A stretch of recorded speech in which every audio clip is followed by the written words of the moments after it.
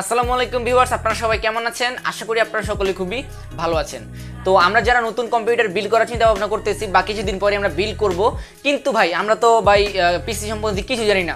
কোন motherboard use করব, কোন র্যাম ইউজ করব, কোন প্রসেসর ইউজ করব, কোন কেসিং ইউজ করব, কোন পাওয়ার সাপ্লাই ইউজ করব, এগুলো তো কিছুই আমরা জানি না। তো আমরা কোনটা দিয়ে বিল্ড করব? আমরা কি আমাদের বাজেটের ভিতরে সেরা একটা পিসি বিল্ড করতে পারবো? তো এর জন্য আমরা কি করি, আমাদের এলাকার যে বড় ভাই ব্রাদার আছে তাদের কাছে যাই, যাওয়ার পরে তাদের কাছ থেকে একটা পিসি কনফিগারেশন নেই, নেওয়ার পরে আমরা ওই কনফিগারেশনটা কিনে আনি। ঠিক আমার বেলা এটাই হয়েছিল। আমি পিসি সম্বন্ধে এত কোনো ধারণা ছিল না।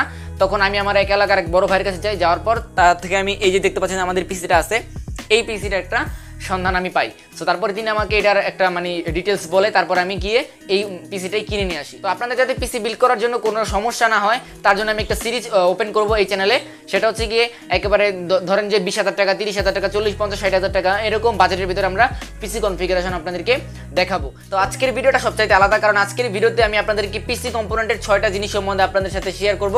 যেই 6টা কম্পোনেন্ট যদি আপনারা যখন নতুন কম্পিউটার বিল্ড করবেন তখন যদি এই 6টা বিষয় মাথায় রাখেন, আমি ড্যাম শিওর, আমি 100% গ্যারান্টি দিয়ে বলতে পারি আপনারাই আপনাদের পিসিটাকে বিল্ড করতে পারবেন একেবারে বেস্ট একটা কনফিগারেশন দিয়ে। অন্য কোনো বড় ভাইয়ের কাছে যেতে হবে না, কারো কাছে যাওয়া দরকার নেই। তো ভিউয়ার্স, মেন ভিডিও এখানে শুরু করব। তবে তার আগে যদি চ্যানেলে নতুন হয়ে থাকেন তাহলে চ্যানেলটাকে সাবস্ক্রাইব করে বেল আইকনটা অন করে রাখবেন পরবর্তী ভিডিওগুলোর নোটিফিকেশন সবার আগে পাওয়ার জন্য। তো চলুন আর বেশি কথা না বলে আমরা আমাদের মূল ভিডিওটা শুরু করি।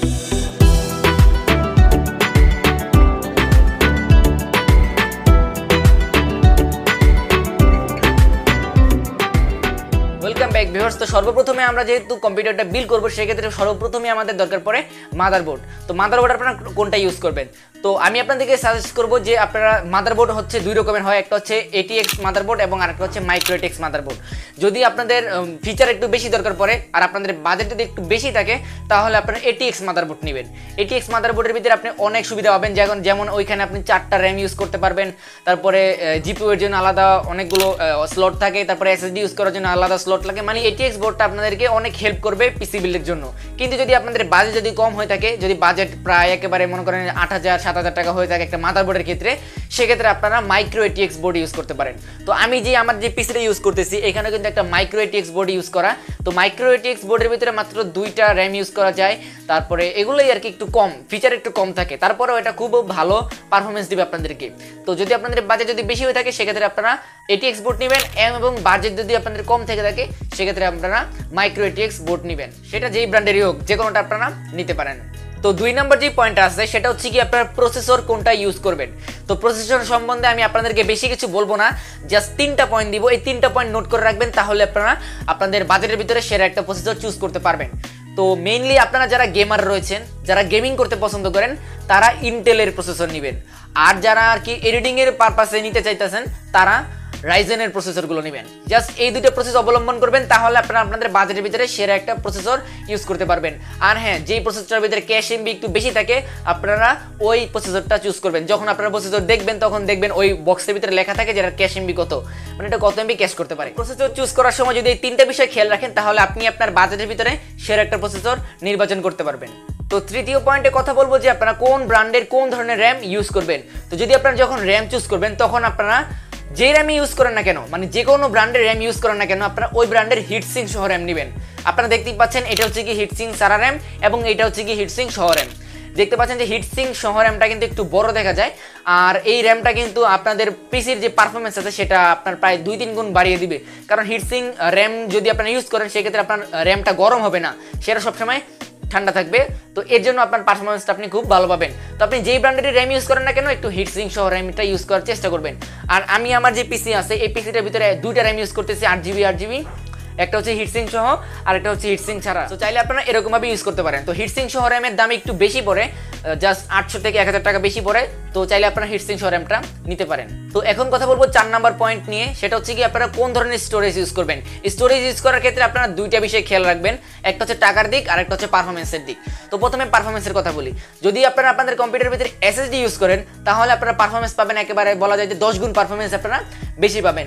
তবে আপনারা সাধারণ যে SSD গুলো আছে লাইক এই ধরনের এই এসএসডিগুলো ইউজ করবেন না, আপনারা NVMe M.2 ইউজ করবেন। আর যদি এটার বাজেট যদি একটু বেশি হয়ে যায় তাহলে আপনারা শুধু M.2 ইউজ করবেন, কারণ এই M.2টা আপনাদেরকে রিড স্পিড অনেক বেশি দিবে, এটা আপনার পারফরমেন্সও ভালো পাবেন।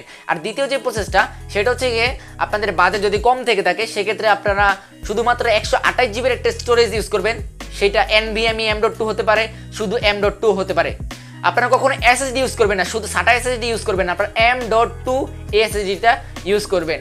তার সাথে যদি চান আপনারা 500 জিবির একটা হার্ড ডিস্ক নিতে পারেন। এতে কিন্তু আপনাদের কমপ্লিটলি পিসির যে কনফিগারেশন আছে এটা কিন্তু খুব ভালোভাবেই রান করতে পারবে এই এসএসডির জন্য। তো আশা করি যে আপনারা স্টোরেজ নিয়ে আজ কোনো চিন্তা ভাবনা করতে হবে না, স্টোরেজের ক্ষেত্রে এই জিনিসটা আপনারা খেয়াল রাখবেন, তাহলে আপনারা খুব ভালো পারফরমেন্স পাবেন। তো এখন কথা বলবো 5 নাম্বার পয়েন্ট, অর্থাৎ আপনারা কোন ধরনের পাওয়ার সাপ্লাই ইউজ করবেন। তো যদি আপনাদের কম্পিউটারের ভিতরে যদি কোনো গ্রাফিক্স কার্ড থেকে থাকে সেক্ষেত্রে আপনারা খুব ভালো দামের একটা পাওয়ার সাপ্লাই ইউজ করবেন, যেমন 4000-5000 টাকা দামের যে পাওয়ার সাপ্লাইগুলো আছে ওগুলো আপনারা চাইলে ইউজ করতে পারেন। কিন্তু আপনাদের পিসিতে যদি গ্রাফিক্স কার্ড না থাকে সেক্ষেত্রে শুধুমাত্র 500 ওয়াটের যে পাওয়ার সাপ্লাইগুলো আছে, 500 ওয়াট, তারপরে 450 ওয়াট সিবি কোরসায়ারের CB450 এটা যেটা আছে, তো এটা যদি আপনারা ইউজ করেন এটাই মোর দেন এনাফ, এর চাইতে বেশি আর দরকার নেই যদি আপনাদের গ্রাফিক্স কার্ড না থেকে থাকে। আর আপনারা পাওয়ার সাপ্লাই চুজ করার সময় অবশ্যই কোরসায়ারের দিকে যাবেন, কারণ কোরসায়ারের পাওয়ার সাপ্লাইগুলো খুবই ভালো হয়, এর বিল কোয়ালিটিও অনেক ভালো, আর এটাতে আপনারা 5 বছরের গ্যারান্টি পেয়ে যাবেন। এটা হচ্ছে গিয়ে সবচেয়ে ভালো একটা দিক। তো আশা করি যে পাওয়ার সাপ্লাইয়ের বিষয়টা আপনারা ক্লিয়ার হয়েছেন। তো এখন কথা বলবো একেবারে সব শেষ পয়েন্ট, অর্থাৎ 6 নাম্বার পয়েন্ট, আপনারা কোন ধরনের কেস ইউজ করবেন। তো আপনারা আমার যে কেসটা দেখতে পাচ্ছেন এটা হচ্ছে কি ওয়ালটনের একটা গেমিং কেস। এই কেসিংটা বর্তমানে অ্যাভেলেবেল নেই, এটার দাম হচ্ছে গিয়ে 3 থেকে 4000 টাকার ভিতরে। আমি এক্স্যাক্টলি দাম আপনাদেরকে বলতে পারতেছি না, তবে আপনারা 3 থেকে 4000 টাকার ভিতরে অনেক ভালো ভালো গেমিং কেসিং পেয়ে যাবেন, যেগুলো লুকের দিক দিয়ে বলেন সবকিছু দেখতে কিন্তু খুবই ভালো লাগে।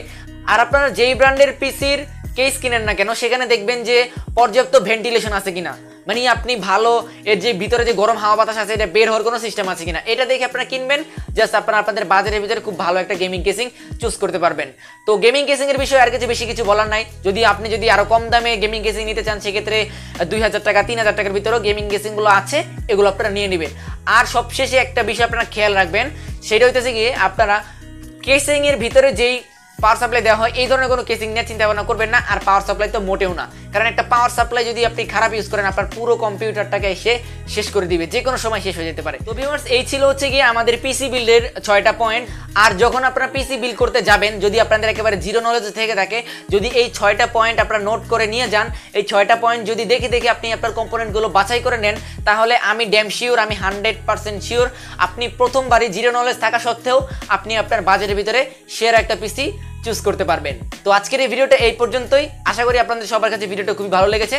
তো যদি ভিডিওটা ভালো লেগে থাকে তাহলে অবশ্যই ভিডিওতে একটা লাইক দিবেন, এবং চ্যানেলে যদি নতুন হয়ে থাকেন তাহলে চ্যানেলটাকে সাবস্ক্রাইব করে পাশে আসা বেল আইকনটা অন করে রাখবেন।